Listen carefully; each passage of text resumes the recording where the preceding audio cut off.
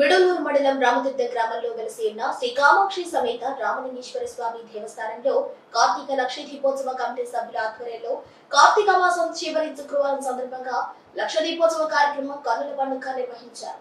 సందర్భంగా ఆలయ కార్యనిర్వహణాధికారి రామకృష్ణ పలు రకాల పరిమళ పుష్పాలతో మండపాన్ని అందంగా అలంకరించి స్వామి అమ్మవార్లకు ప్రత్యేక పూజలు నిర్వహించారు. భక్తులు వేలాదిగా పాల్గొని స్వామి అమ్మవార్లను దర్శించుకుని లక్ష దీపోత్సవ కార్యక్రమంలో కార్తీక దీపాలు వెలిగించి మొక్కులు తీర్చుకున్నారు. ఈ కార్యక్రమంలో కార్తీక దీపోత్సవ కమిటీ సభ్యులు, ఆలయ కార్యనిర్వహణాధికారి రామకృష్ణ, ఆలయ అర్చకులు శ్రీకాంత్ శర్మ, గ్రామస్తులు పాల్గొన్నారు.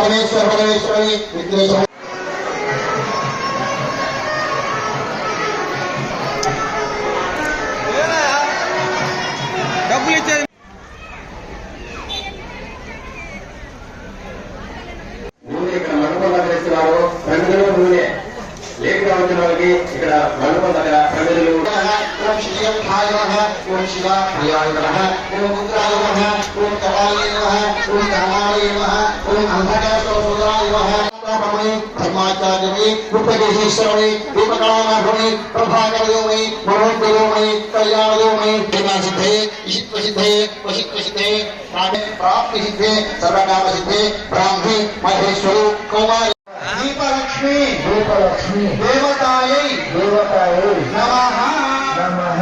మీ దగ్గర ఉండేటువంటి పూజాపరికరాలు దీపం కానీ అక్షత కానీ పసుపు కానీ అంటే ఆ దీపం దగ్గర వేసి నమస్కారం చేసుకోండి. మీ దగ్గర ఉండేటువంటి దీపం దగ్గర దీపం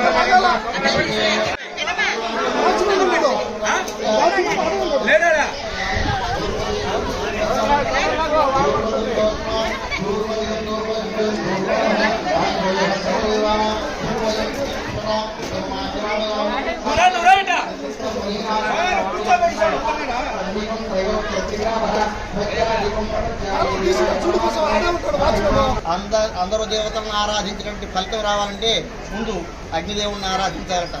ఈ యొక్క కార్తీక మాసంలో కృత్తికా నక్షత్రాంతో కూడినటువంటి పూర్ణిమ తెలియందు సంపూర్ణ చంద్రోదయం అవుతుంది.